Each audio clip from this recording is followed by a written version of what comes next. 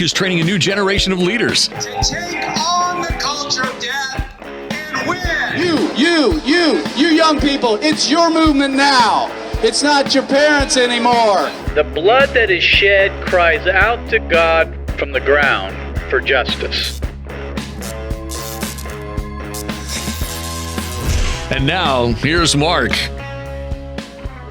Well, folks, you know, if you've been tuning into the Mark Harrington Show, you know the last couple of weeks we've been talking about the Black Lives Matter movement. And those of us who have been warning people that the organization and the movement of Black Lives Matter, that we need to separate that from talking about Black Lives Mattering, which, of course, all of us believe that Black Lives Matter. But we've been talking a little bit about the movement, the organization, what they stand for, and how, as Christians, we cannot support the organization or the movement. And I've said that Black Lives Matter, the organization, is really a Trojan horse for abortion, among other things, and how the pro-abortion movement is kind of hitching its wagon to Black Lives Matter in order to advance its agenda. So we're going to be talking about that a little bit today, and we're going to be talking about whether all lives matter, and especially whether preborn lives matter, Black preborn lives matter. And in order to do that, I have my good friend from Students for Life, that's Tina Whittington, joining us today. They have launched a project that is going to kind of shine the light on all of this. They're joining up with the Frederick Douglass Foundation to call for the mayors of New York City, Washington, D.C., to allow for a street painting saying Black preborn lives matter. So, Tina, thanks for being on the program. Thanks for having me, Mark. This is fun. Yeah. So, listen, the timing, it couldn't be better. I mean, yeah. A lot of us have been thinking about this. What about Margaret Sanger? What about Planned Parenthood? The racist organization from the beginning, their foundation, and even today. And, providentially, this week, Planned Parenthood said they're going to scrub the name of Margaret Sanger, that eugenicist and founder of Planned Parenthood, from the Manhattan Abortion Center, from the name of the Manhattan Abortion Center. Little did you know that this was going to happen when you guys were about ready to launch this project. Yeah. So let's talk a little bit about this, what you guys have in mind. Sure. So we just, like you said, with what's happening in the culture, with kind of this cancel culture, remove the statue because of, associations with racism in the past, from, Jefferson, famous people who did great things for our country. If we are eliminating them based off of past racism, then that should follow with Margaret Sanger. We know that she wrote in her autobiography about her Negro Project, where she wanted to reduce and eliminate the Black population. She spoke at Ku Klux Klan meetings. She had a eugenic approach to, population, starting with the Black community, getting them on birth control, convincing Black pastors to get them in there. She called, African Americans, weeds that she wanted to remove. Human weeds. She had eugenics. And I think some people don't understand eugenics is racism. It's saying one race is above another. And so we need to, control the population so that we're only creating the best human beings. And that's what she saw as the best human being. So there's definitely, we know the past of Planned Parenthood is racist. It's steeped. It's rooted in racism. Right. But we also know with this open letter that 300 Planned Parenthood employees signed that it's presently racist, even from an organizational perspective. They said that in this letter they wrote, they said, they acknowledge it was founded by a racist white woman and that history can't be changed. They said that even today they see systemic racism in the organization, pay inequality for their Black employees, a lack of upward mobility for Black staff. So, and then we also know, how many Black babies do they abort? 13% of the female population is African American, and yet 38% of all abortions, this is tracked in 2016, were on Black babies. So past racist, present racist, and we have an opportunity to erase the potential racist future of Planned Parenthood. Let's acknowledge that she was racist. Let's, whether it's remove, and we're looking at a legal process, right? Like, not going in and just tearing things down, but let's approach this. No, we don't do that. Let's approach it. Let's talk. Let's either get them removed or like, let's set the history straight. And I think, you know, a lot of this also underlines, and you can help us do that, be a part of that conversation at strikeoutsanger.com. You can go and help us email, help us call. So we're looking at the Smithsonian in the National Portrait Gallery. There's a bust of Margaret Sanger. And then at the Old Meeting House in Boston, along the Freedom Trail, there's another statue of Sanger, alongside what Planned Parenthood itself in New York said they're working to rename Margaret Sanger Square. So that's what we're looking at to do here is let's, you know, enlighten. We don't necessarily need to remove her. It would be nice to, but at least we can, you know, make sure that the truth about who she is, the racist roots, the eugenic roots of Planned Parenthood is finally like revealed for everyone to see. My guest is Tina Whittington with Students for Life of America. You can go to their website at studentsforlife.org, or most importantly, we want you to go to their website at strikeoutsanger.com and sign up and generate an email to the mayors here. We need to, folks, we just need to get on board here. This, you know, I've been looking at the silver linings with COVID and with all the things and discussions about racism in America after the death of George Floyd. And, you know, honestly, I was a little bit surprised that Planned Parenthood finally, after decades of pressure, the truth was known out there. They kept denying, but at this point in history, they could no longer deny that, or justify. That Margaret Sanger was a racist. That's their foundation. And they're getting enough pressure finally that they're going to have to try to fix it. You know what I'm saying? Which was great news. But then I thought, well, that's a good first step. I'm not sure they realize by doing this that they have opened up Pandora's box, because it's not just about renaming, you know, abortion facilities or changing the name of streets or getting the bust of her taken down from the African-American Smithsonian Institution. Those are minor kind of symbolic stuff. The truth is, as you say, they're a racist organization today. And that's really where we got to focus. Yeah. And so that's part of this. We're painting the streets. We're working with the mayor, like you said, of DC and New York City to do our own street mural in front of Planned Parenthood that would say, Black preborn lives matter. You know, let's just keep this pressure on people understanding this organization. Yes, their past is racist, but their present is racist too. And honestly, if we are going to erase the future racism of Planned Parenthood, we need to see them defunded. So that's, you know, just done away with. And that's just, you know, Trump promised to defund Planned Parenthood. That was one of the things he ran on in 2016. And so for us, it's like another opportunity for us just to call out and say, you know, President Trump, this is a racist organization that does evil things. Exactly. It's time to finally defund Planned Parenthood of all federal dollars. And he could do it. They're going to, they're, you know, people are calling for the defunding of police. Let's defund Planned Parenthood. Karen Seltzer, the chair of the New York Planned Parenthood affiliate, said this is quite an omission, folks. And I think we're right on the edge of really making some progress and getting rid of Planned Parenthood. She said, the removal of Margaret Sanger's name from our building is both necessary and overdue. It's an overdue step to reckon with our legacy and acknowledge Planned Parenthood's contribution to historical reproductive harm within the communities of color.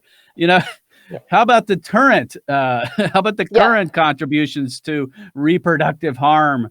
Planned Parenthood, you know, who set up their abortion centers in minority neighborhoods, who kill a disproportionate number of African-American babies. This is an opportunity for us to shine the light on the current status and racism of Planned Parenthood. We're talking about systemic racism all across America. This is systemic. Planned Parenthood's targeting of Black children. I think they hope it's a one and done. They admit this. They like, sorry, we'll rename things and then let's turn the page and not talk about it anymore. But we, like you said, we're the ones that need to keep shining the light on this, because it's not just the past, it's the present. And as they go forward, it will continue into the future unless we do something and be a voice, see them defunded, keep shining that light in whatever way we can, whether it's painting street murals in front of them, sidewalk counting, working on state legislation. There's so many opportunities to work to like erase the future racism of Planned Parenthood and the future violence that they will that they will commit if they continue on.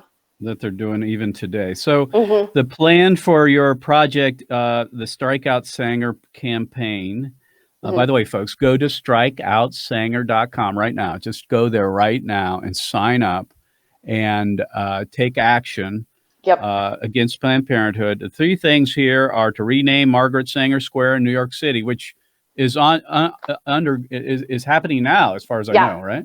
And then you have remove Sanger sculpture. There's been pressure put on that for years, and they have not done it. Maybe this is that opportunity to get that done.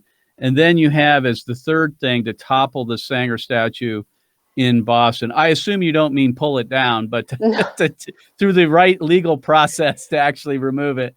Yes, through petitioning, calling, emailing. Right. We worked with the University of Missouri. They had a Sanger portrait up in their school, and we worked successfully to get that removed with the group. It can be done. It just takes that public pressure and us being that squeaky wheel that doesn't stop emailing and calling. That's right. Well, and unlike our adversaries in Black Lives Matter and the pro-abortion movement, we actually work through the democratic process to bring about change. We don't pull down statues or do things that are violent and other things like that. We're law-abiding, peaceful people. We use the process rightly, and I appreciate that.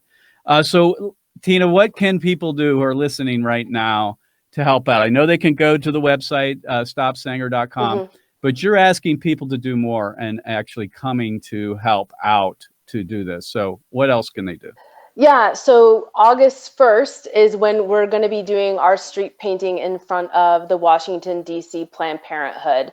Again, we're going to be painting Black Preborn Lives Matter in front of the building itself. We know if Black violence, the most violence against Black people happens on that street right there at Planned Parenthood in Washington, D.C. So we want to make sure that message is loud and clear. So you can go to our Facebook page, which is just facebook.com/students for life, all spelled out, students, FORLIFE. And there's an event set up. It should be up today, that you can go and join and get information on the street painting, or you can just go to our website, and I think it's the first blog that's posted right now. Okay. So that's August 1st, right? In Washington, D.C., yes. Washington, D.C., at the Planned Parenthood there in D.C. on Capitol Hill. We were just there last week, as you know, with our interns. And you're asking people to travel there to help out to paint the street.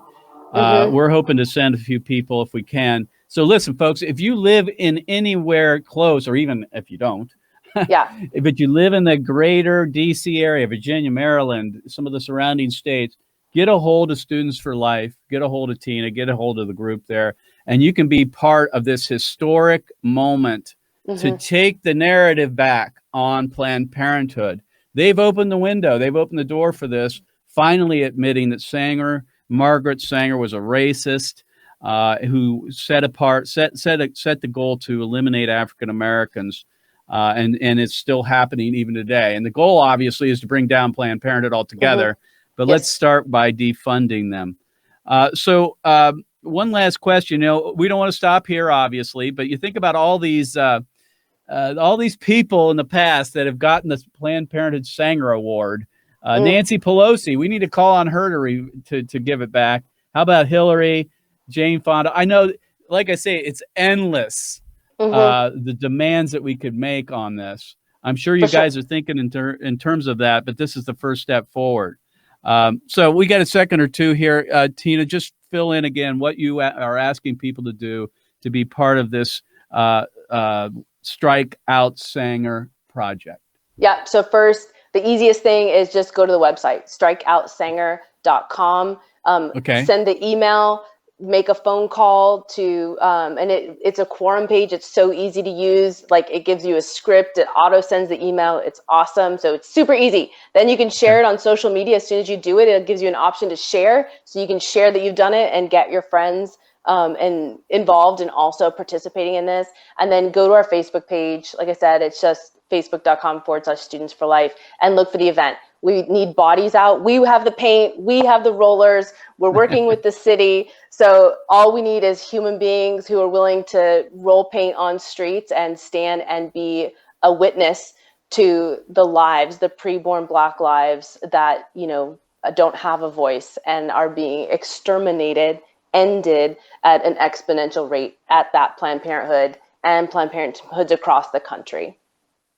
Well, again, we appreciate that you're taking the lead in this, Tina, and Students for Life, because it has to be done. You guys, so we want people to participate in this, folks. So go to strikeoutsanger.com to find out more. And if you can make it to Washington, D.C. on August 1st, make sure you contact Students for Life of America to be part of this most important project. Tina, thanks for being on the program. Yeah, thank you for having me, Mark. Take care. Bye. All right, Tina Whittington with Students for Life, folks. Thanks. I want you to go to their website at strikeoutsanger.com to find out more about the project. This is very timely, I'd say, with all that's going on with the knocking down of statues representing Confederates and other racists supposedly across the country and everything like that. It's about time that this happens, that Margaret Sanger's true history be told, and that Planned Parenthood history now is being admitted to by that organization. And it just seems to me that this is just leading us to the ultimate conclusion that Planned Parenthood not only needs defunded, they need defeated and done with. And abortion is actually systemic racism. All right, so let me switch gears here real quick. I want to play a video clip, this is along the lines of what we've been talking about here, and that is that Black Lives Matter across America, have been leading these protests. They call them mostly peaceful. Mostly peaceful. What does that mean, mostly peaceful? It means that they're not always peaceful. That means that they tear down statues, they burn buildings, they loot, they vandalize, but the media calls it mostly peaceful. Interesting, isn't it? But when we were in Washington last week, we were around the White House, which, by the way, is barricaded. You can't get to Lafayette Square because of Black Lives Matter. They've ruined it for everybody. You can't visit there if you're a tourist. You can't even get close because they've had to lock it down in fear that the place is going to go on fire. But right across from the White House, they have renamed the street Black Lives Matter Street, and we walked up and down that. And also in New York City, right across from the Trump Tower, that has also been painted Black Lives Matter. Well, there have been a few people in America that aren't real happy about that. And one by the name of Beverly Beatty, Bevelyn Beatty, was arrested this week, or was it last week? I'm not sure, because she took it upon herself to go ahead and paint over Black Lives Matter, that sign or whatever, that painting on the street. If you would, Mr. Producer, play this clip. This is Bevelyn Beatty, who, like I said, just took it upon herself to get some paint, go to New York City, go to Trump Tower, and just basically said, Black Lives Matter, doesn't care about Black lives. Go ahead and play the clip. We're dying in the streets! We're dying in the streets! And they talking about Black Lives Matter! We're dying in the streets! They don't care about black people! They don't care! They don't care! Look, the black people's the devil! They don't care! They don't care! They don't care! They don't care! They don't care! They don't care! I got it.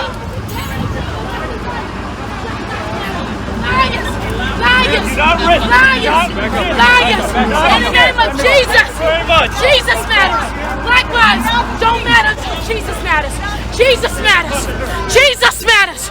Jesus matters! Stand up! Take your country back! Amen. Take your country back! Amen.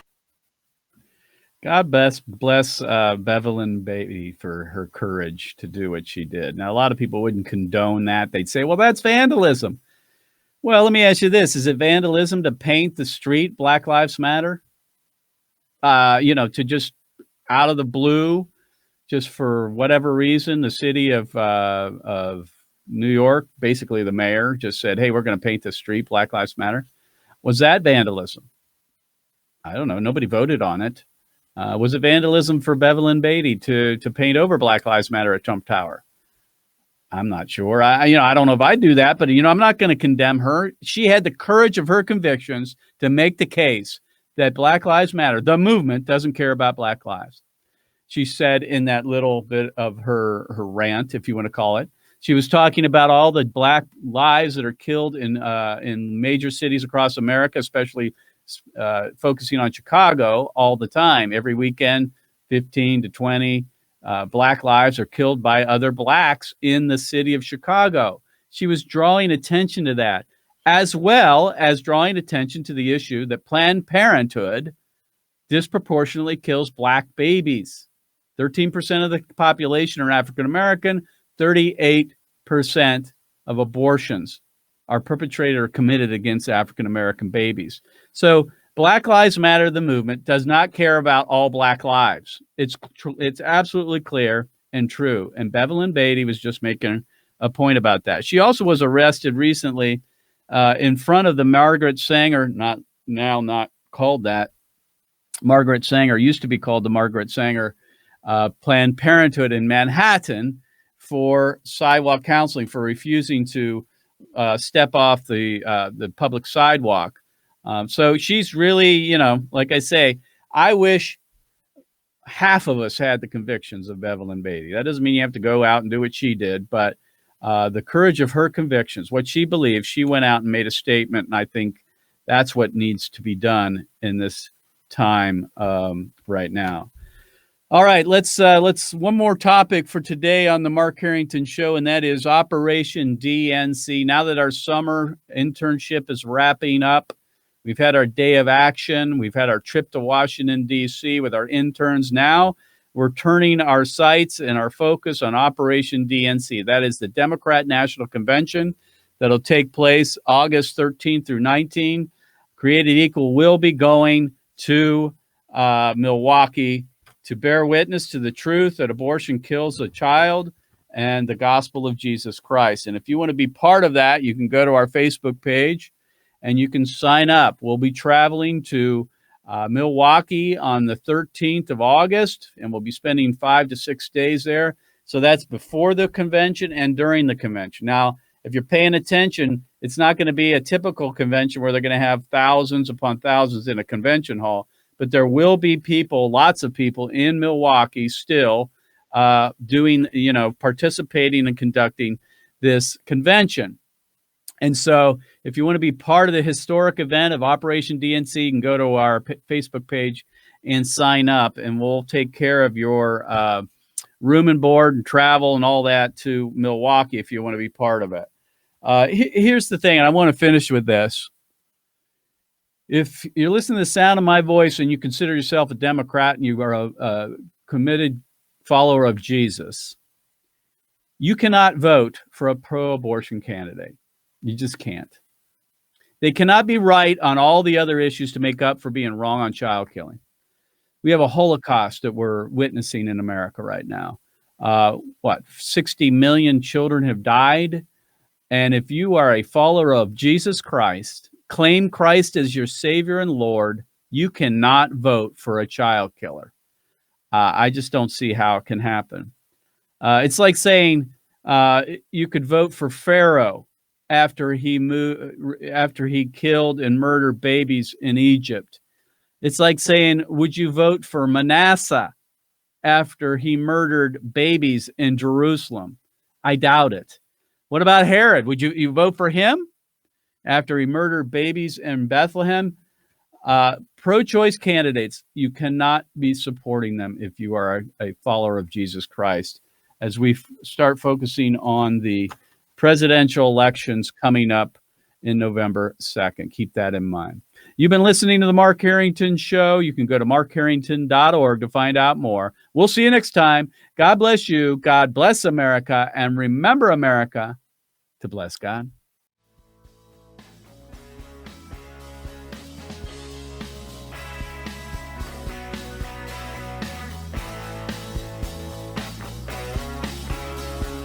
You've been listening to Mark Harrington, your radio activist. For more information on how to become a witness against the evil plague in America, call Created Equal at 614-269-7808. That's 614-269-7808. Or go online to createdequal.net. Createdequal.net. Be sure to tune to the Mark Harrington Show next time for your marching orders in the culture war.